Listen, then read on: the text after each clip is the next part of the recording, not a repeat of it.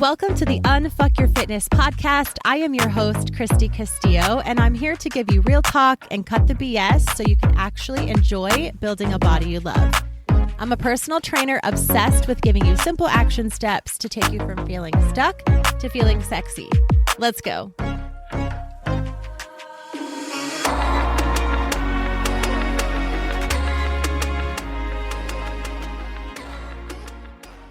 Before we jump into today's episode, I need to tell you about something that might actually change 2026 for you. My Fit Club is officially gearing up for our 12-week body recomp challenge. I have never done a challenge like this inside of Fit Club before. It's actually going to be inside of a separate app designed for community and this type of challenge. It's where I just had my habit challenge. It's freaking amazing. And we're going to be starting on January 5th. If you've been listening to this podcast thinking, I wish I had more structure, I wish I had more support, I wish I had actually followed through this year and I need some help, Christy, this is your sign. But this 12-week body recomp challenge is only available to my Fit Club members. Yes, they get the inside source, they get all the perks, they're my people. So you need to be inside. Fit Club is my monthly membership. It's $35 a month. It's a training membership, but I give you progressive, smart programming for training. I give you coaching, community, and everything you need to build muscle, burn fat, count your macros, feel strong, and finally stick to something that works. But this challenge is where it gets next level. For 12 weeks, we're going to go all in on body recomposition. We're going to do weekly check-ins, mini milestones, mindset coaching, community threads, so much support, templates, prizes, a true shared experience that will keep you accountable in a way you've probably never felt before. And here's the thing, if you want visible change in your body, if you're tired of starting over and you want to trust yourself again, don't wait. That is the actual basis and the backbone of this challenge. So you need to be inside of Fit Club by January 1st. The sooner the better. Once you get inside of Fit Club, you will see the link to join the challenge and you can get right inside that challenge and access all the templates, all the posts, everything that's already going on inside of there. So don't wait. Stop this podcast right here before I dive into the good stuff. Go to the show notes, get signed up for Fit Club. It's $35 a month. It will truly change your life. The ladies in there are absolutely amazing and I'm so excited to have you. So go to the show notes and sign up today. Hey guys, what's up? Welcome to today's episode. It is the week of Christmas and I am excited to chat with you in today's episode. First of all, Merry Christmas. I hope you have the best week. I hope it is calm and I hope it is all the Christmas vibes for you. And if not, well, probably won't be for me either, but that is my wish for you. Thank you for being here another year with me. And as we go into this week of Christmas, I'm not going to be talking to you about how to stay on track during the week of Christmas. That is just not, not my vibe. Everything I've talked about in the podcast, honestly, since day one, but especially this year has, set you up for success during this holiday season. So I'm really proud of that. I know if you are a longtime listener and you've been around me long enough, you will have the most balanced and most amazing and hopefully the best holiday season in terms of fitness and mindset and all of that. I think you're going to do fantastic. So I really just hope this is a great, amazing week for you. And I hope you have the best Christmas celebrating. I want to talk in this episode about kind of the overall vibe of this episode will be how to make your fitness a vibe, how to kind of stay consistent this week. Throughout this season, of course, it's already here. So I just kind of want to recap those thoughts. And I want to also recap the year as far as my year and just get a little vulnerable and just kind of talk through this. There's a couple different reasons that I thought about this for this episode. In the middle of a rebrand of Unfuck Your Fitness. And next week, I'm going to dive into that a little bit more and share with you guys, the podcast listeners, my favorite people. You get a little inside scoop on the rebrand and all of that because you've been here with me for so long and the podcast is really the basis of that. And I love the podcast so much and the Unfuck Your Fitness vibe. And so we're going to be talking about that. So to kind of kick that off and it's a holiday season and well, it's Christmas week.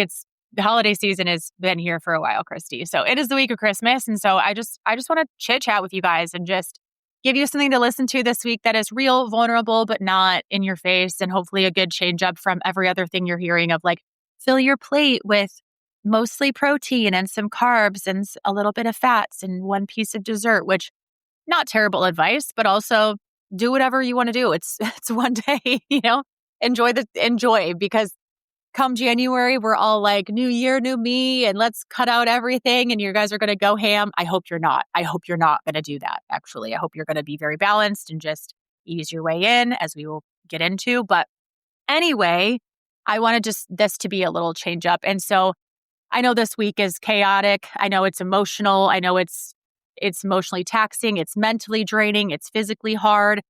I am 44 currently. My daughter is 19. My son is 17. And as a mom at Christmas time, as I reflect every Christmas, the end of every year on what this looked like, when my kids were maybe just born to when they were 5 and they would wake up with all the Christmas magic and they'd see the gifts under the tree and they'd just come walking out of their rooms all, could hardly walk and their eyes were barely open.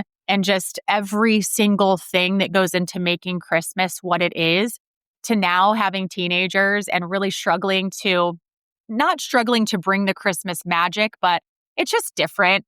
It's different Christmas magic and just kind of dealing with the changes. I think it's just so interesting every year to look back on, of course, Christmas after Christmas after Christmas and reminisce about, the memories and the good times and also think how goddamn fast time goes. It is just unreal. So I know it's a lot to take in, on top of the hustle and bustle of the season. This is it. This is the week when it all comes together, mamas and dads. So I think this is just a week to kind of reminisce.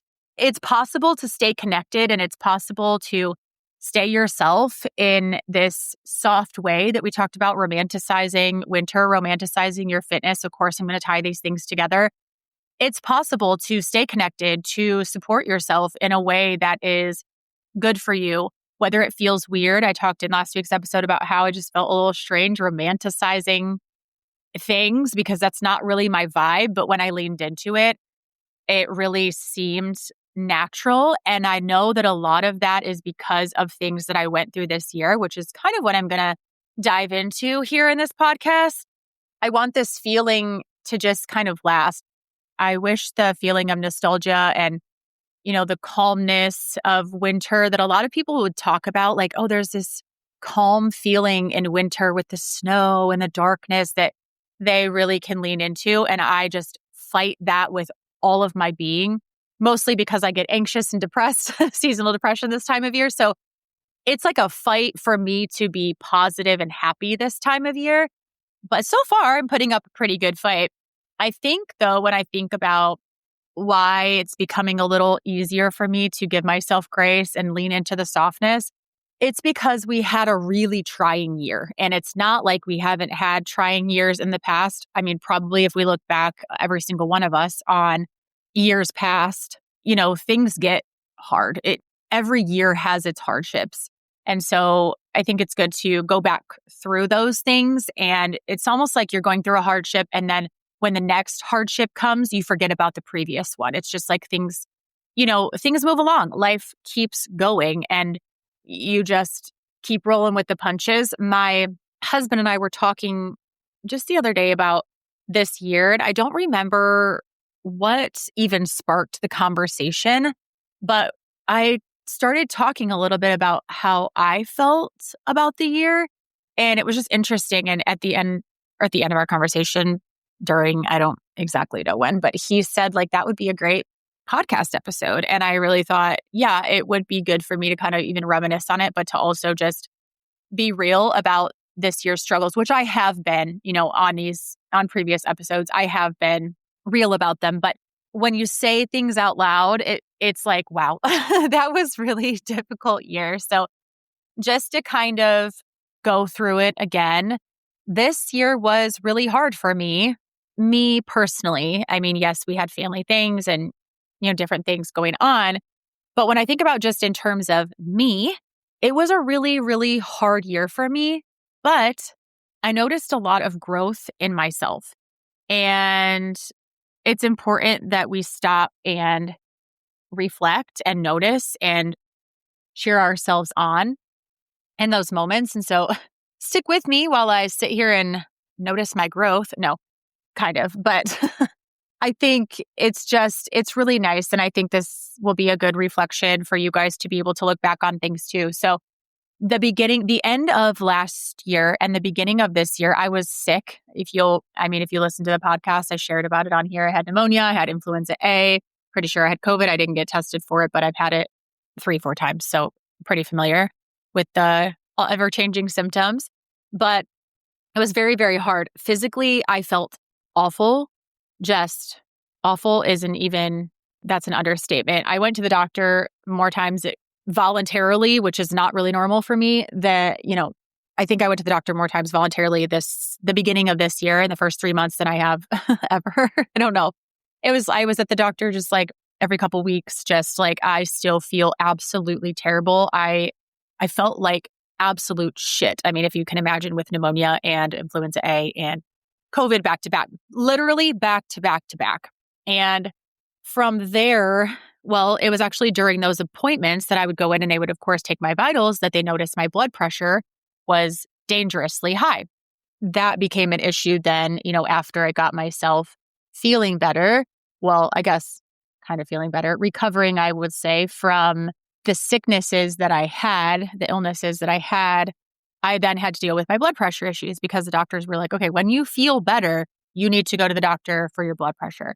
And so I ended up doing that. Obviously, I went through that whole thing with you guys here on the podcast. I'm now on blood pressure medication and a diuretic because the blood pressure medication didn't do a whole lot to help my numbers. I mean, it did and it didn't. It didn't bring it down all the way or as much as they thought it would. I'm not really sure. It's been a while, but anyway, I'm still on those medications for that. I still feel sometimes the symptoms of high blood pressure or a racing heart rate, or like my heart is just beating super fast and working probably too hard. And it's scary and it sucks and it makes me feel like shit. It makes me feel exhausted. It makes me feel like I can't breathe. It makes me feel like my heart is going to beat out of my chest. It makes me feel like I'm hungover almost, like the room is spinning. I feel nauseous, like it just any random time. So that really sucks. So I had those health issues, which in themselves are really awful, really hard, terrible, along with the fact that I'm a health coach. I am a personal trainer. I do really well with my health. I should be a very healthy person. And this is just something that I couldn't fix on my own. And so that was just really hard. I had to do a lot of things and change eating habits and, other things to just kind of help my heart to work the least amount possible. Like I just had to really help it in any way that I could. So that was crazy. And then early summer, my car, I had a GMC Acadia. It was 2018 maybe? Loved this car. And it's kind of the joke in the family that I will drive a car until it dies, literally. And we had been talking about, the family had kind of joked like, you need a new car. Your car's so old and on and on and on. And I'm like, well, I'm not getting one. It's fine. It's running fine. And then one day it wasn't. It was actually the day that I signed to get the office space. I got home. We packed up my car. It had been running a little funny for a while, so we should have gotten it fixed. So this is your sign to get your car maintenanced regularly. Please, I will never miss that again. Those appointments again. I will stay up to date on that because I'm pretty sure that could have saved it, but who knows? Anyway, we had loaded up the car with some office stuff. We were going to take it to the office and just go hang out, put a couple things up the desk and some shelves. And I think I had my Unfuck Your Fitness swag and everything, loaded it up, and my car wouldn't start. So we ended up loading it into my son's car and going over there anyway. But we ended up taking the car in, and it would have been just as much to fix it as it would have been to get, something else. So I was carless for a while because I had no idea at this stage in my life, do I need an SUV again? Do I need a car? Do I need, what do I want? It's kind of like my kids both can drive. They have their own cars. So what do I need? And that was a really weird realization of like, I can get any car that I want. I don't have to base it on whether a car seat will fit in it or whether my kids and 6 of their kids will fit in it. I could have whatever car I want. That was actually too much, too much freedom for me. But it took a while. I mean, to, figure out the price range, to figure out what I wanted, to go shopping. We had to go like an hour away from here to look at cars. It seemed like forever. First I initially had to get over the fact that mine died and I didn't like see it coming. I didn't get to like say goodbye. It was really hard. I was like, no, it's not going to die. Like I can fix it and we can just fix it. And then it just didn't make sense. So anyway, I'm not good with change, but it was, I don't know, weeks, month. I have no idea. It was a couple months probably before I got a car. So that was just traumatic for me. I realized there's some people who are like, just get a car. For me, it's not like that. I'm attached to things. I don't want to spend money on cars. I don't want to spend money on big purchases. There's some issues there, but it is what it is. So I ended up getting a car. I love it. I did get a car, not an SUV, not a truck. I got a car, Honda Accord, love it. And a while later, I would say the next big event was my son got in a car accident. I get a terrible phone call. Mom, I got in a car accident. And he's sobbing, crying. And my daughter and I, rush out of the store that we were in to go there. My husband ends up getting there to him. He is just devastated, crying, totaled his car, was not hurt. I don't know how, but wasn't hurt. And so that was just very traumatic, getting a phone call from your child of, I got in an accident, and he's just sobbing and I don't know if the other guy's okay. And so many unknowns. I'm an hour away and it was just terrible. He's a very sensitive soul like me. So he gets home and he's very shaken up and just, going through that yourself, I'm sure would be very hard. I've never been in a car accident like that before. But then having it be your child was terrible. So after, the initial, he's okay. Thank God he's alive. Thank God the other person's okay. Everything was fine. It's just a car. It can be replaced. But then after everything real settles down, then it's like, oh, we do have to now. We are down a car again. Here we go again. We have to find a new car. We have to deal with insurance, right? All the things. And so it takes a couple of weeks to do that. We just get everything settled with his car. He's back on the road and I'm dealing with him being on the road again. Like that was very scary to send your kid out to drive again after something like that. Not ideal, not what a parent wants to go through. It was like 5.5 weeks later, I get the same terrible sobbing phone call from my daughter saying, I was in an accident. I think I flipped my car. And she's sobbing and alive, thank God. But I am just, you think you flipped your car. I mean, I'm speechless at this point. I'm beside myself. And not to mention about a week before that, we had this little kitten that we adopted. I should back up for a second, actually. Yes, my daughter texts me one day and says, Kevin, her boyfriend, found a kitten at his job site. Can we have it? And I thought, well, no, we're not going to keep this cat, but I can, feed it and keep it alive. The mom was nowhere to be found. And this little kitten was cuddled up next to its sibling in the, out in the woods. And and then it ended up following my daughter's boyfriend around for the day and he felt bad. So anyways, she texts me and says, can we keep it? I said, no, but he can bring it over and I'll feed him. I'll feed the kitten and, keep it alive. So I post on social media, how do you keep a kitten alive? I have no idea what I'm doing. We have just gotten Ollie, my daughter's cat, just about a year ago, actually like this time of year. And other than that, I know nothing about cats, but we've grown to love Ollie and I got him at 12 weeks. So I'll figure it out.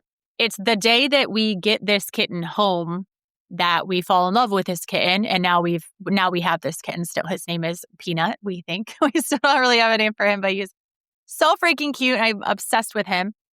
But, this is like a 4-week-old kitten. So this is like a full-time job. I had actually just finished a podcast. I went upstairs and I had the kitten in my arms and we're on my bed and I'm feeding the kitten, bottle feeding. And it's just, again, full-time job. So that's very overwhelming, fun, cute, but very, very exhausting and overwhelming. And then I get the phone call from my daughter. Mom, I was in an accident and I think I rolled my car. And I'm just like, what the heck? I don't know where you're at. What is going on? So I'm talking to her for 1 second. We have Life 360 so I can see where she's at. And I put the cat in his little carrier. I get on some shoes that do not match my outfit. I look like a crazy person. I run out the door to her. I'm about 20 minutes away. And I'm just talking to her, and she's telling me that she swerved and overcorrected and flipped her car, rolled her car, not end over end, but side over side, and landed next to a pond that she was very, very close to rolling her car into a pond. And it was just her in the car, thank goodness, because if anyone else would have been with her, it would have been a very different situation. The back of her car was smashed. The passenger side of her car was smashed. Her driver's side window was smashed out of her car. And needless to say, that's all I will say about that because it makes me want to cry. It was absolutely terrible. I roll up on the scene, and there was the sweetest lady that had stayed with her. As I was talking to Kiana on the phone, I was going to talk to her my whole way there to make sure that she was just okay, and had her on the phone with me.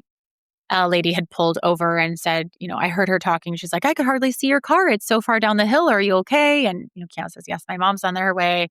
And she says, do you want me to stay with you? And Kiana, of course, no, it's fine. I'm fine. And the lady's just like, it's okay. I'll stay with you. I have a doctor appointment in town, but I'll be late if I need to. I'm going to stay with you. So it was very sweet. And Kiana ended up staying with her. When I got there, I gave the lady a huge hug, thanked her from one mom to another. And we dealt with that situation. So, less than 6 weeks from having this happen to my son and just thinking, what could have happened, and thank God it wasn't worse. We are now doing this again with my daughter, and she had not one scratch on her body. We took her into the emergency room to get her checked and, scans and everything and x-rays, and she was completely fine. Everyone at the hospital was shocked. Like, you rolled your car? I mean, are you sure? It was just, she was in great condition. Not one scratch on her body. Just absolutely a miracle that was just life-changing in those situations. So when I think about all of the things, and of course there were more things, but those are the big things that happened this year.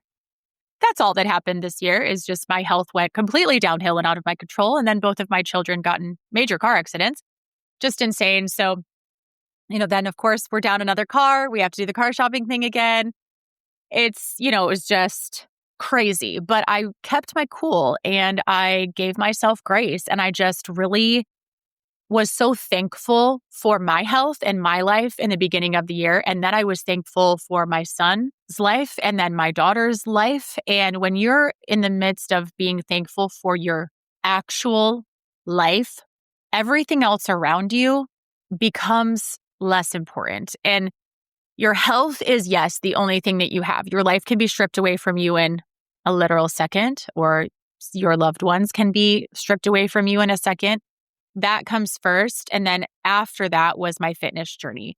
And so to talk about how, this was a really hard, trying year for me. I noticed so much growth.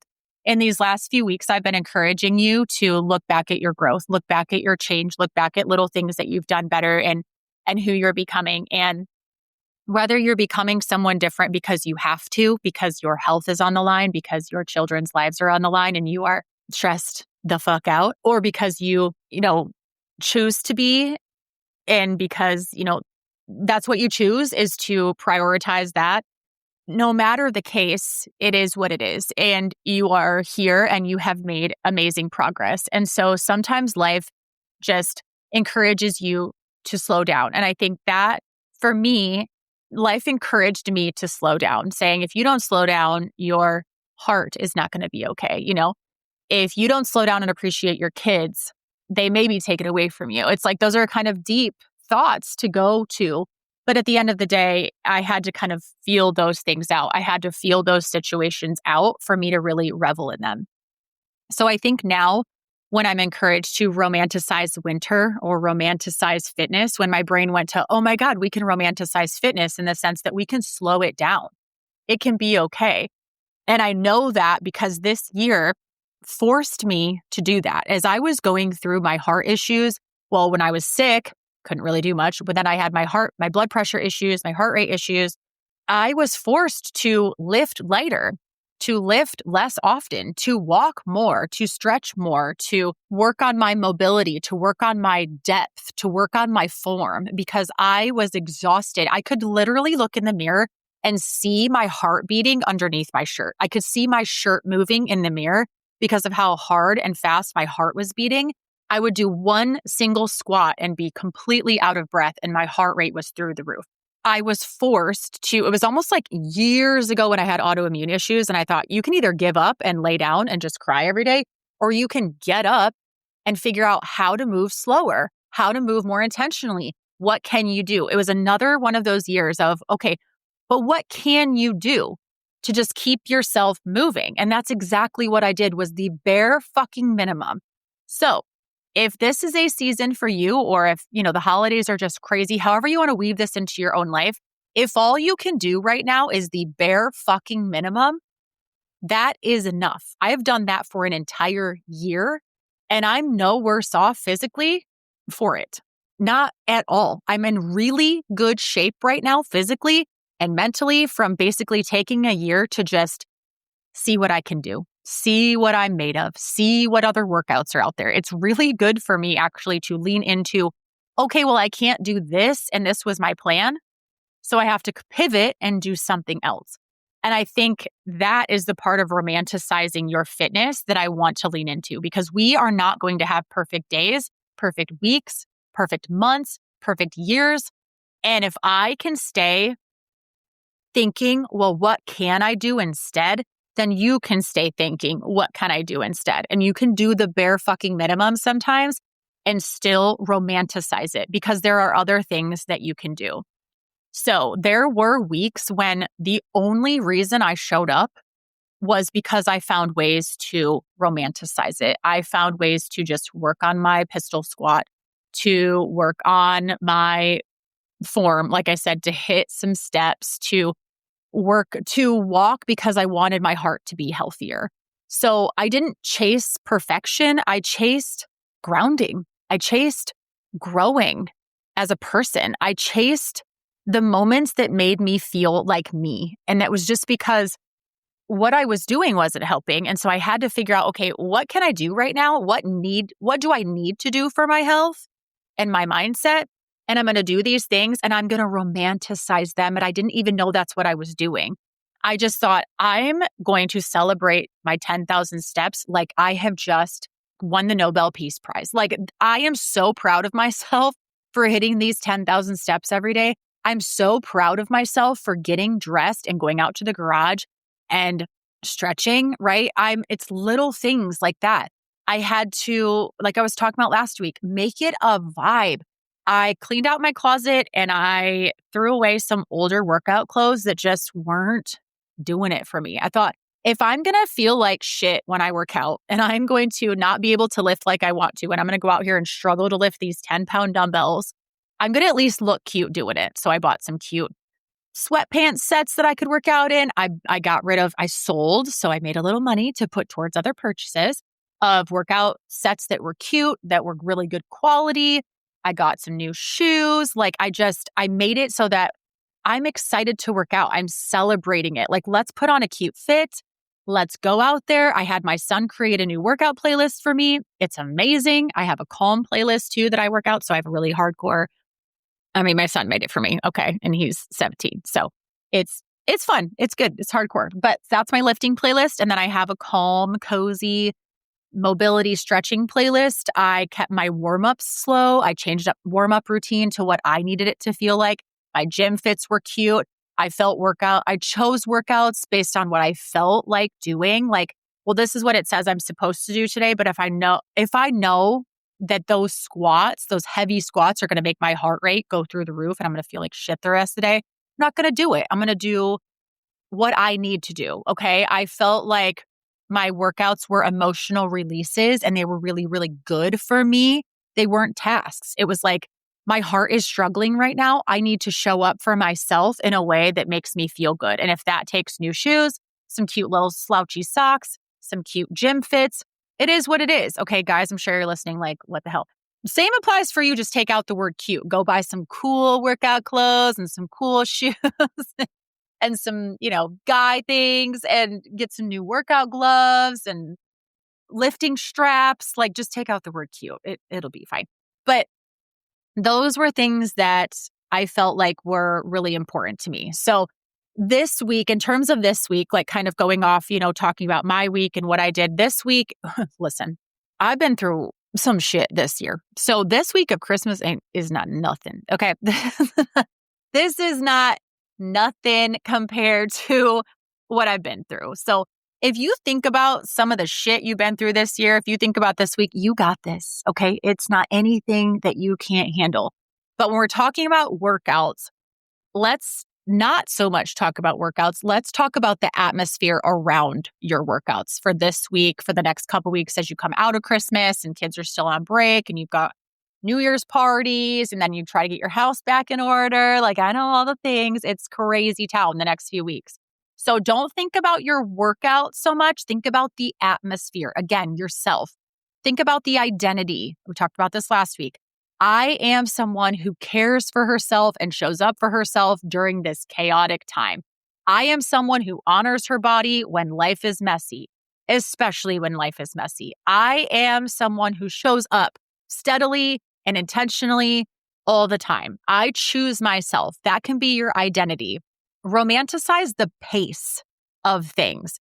This is huge. Christmas week is not about pushing, hitting PRs, being perfect, obsessing about the weight or perfection. It's about being grounded, moving your body to get some of that food and sugar out of your system, connecting to yourself, spending time with yourself, supporting your energy, wearing those cute fits and new shoes, but staying consistent. Okay. Just saying like, okay, just because this is a chaotic week doesn't mean I can't stay on track.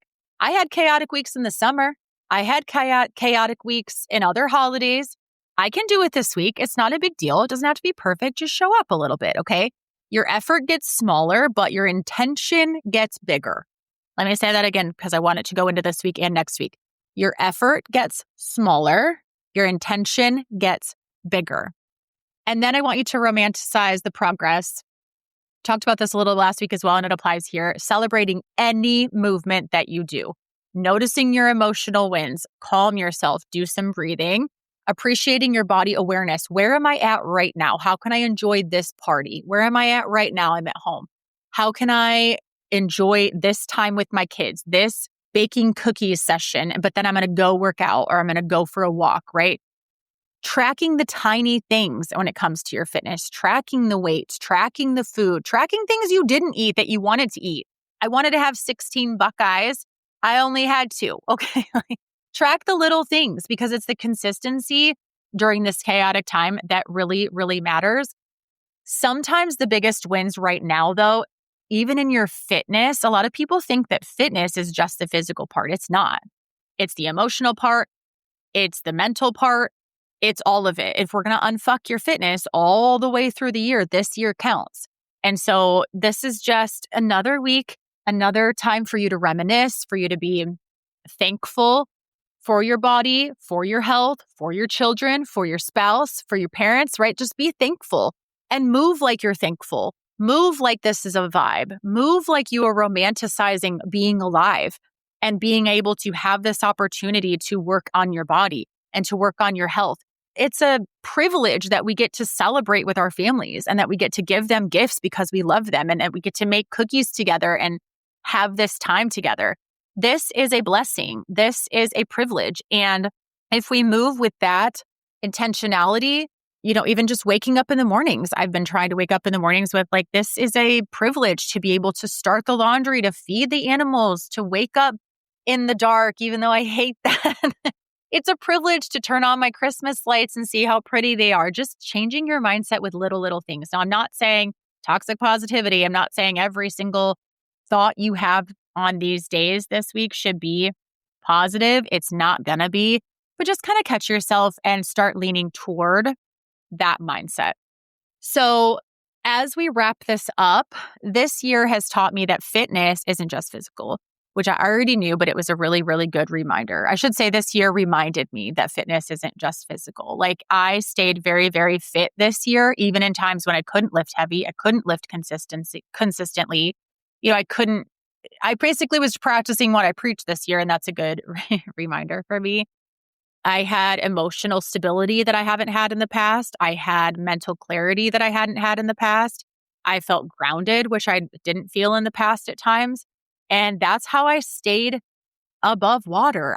There were often times where I would tell friends, I feel like I'm just treading water. I'm just staying like nose out of water. Like I am so close to going under, but I'm staying here. And that's why slowing down, and that's why romanticizing things and just being grateful for all opportunities and switching that mindset. That's why this matters, because when fitness isn't easy, it can still be beautiful. It can still be healthy. It can still be really, really good for you, even though it's not beautiful and it's not easy and it's not perfect and it doesn't feel good.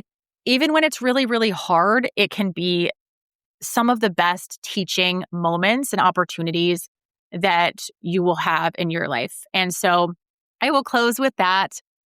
But on that note, being thankful for my health and for everything that I went through this year and what it taught me, I'm grateful for the ability to stop and reflect on that. And I'm also so, so grateful for you. And I truly do hope that you have the best week. And I am excited to talk to you next week as we move out of the holidays and into some very, very fun things that have already begun. But I just want to talk about it with you guys here on the podcast as we go into a new year on Fucking Our Fitness. So have a great week, and I'll talk to you next week. Thanks for listening to today's show. Go ahead and leave a rating and a review. And of course, follow the podcast so you don't miss out on any future episodes. So much if you came to connect with me over on Instagram at Christy Castillo Fit. I will see you next time.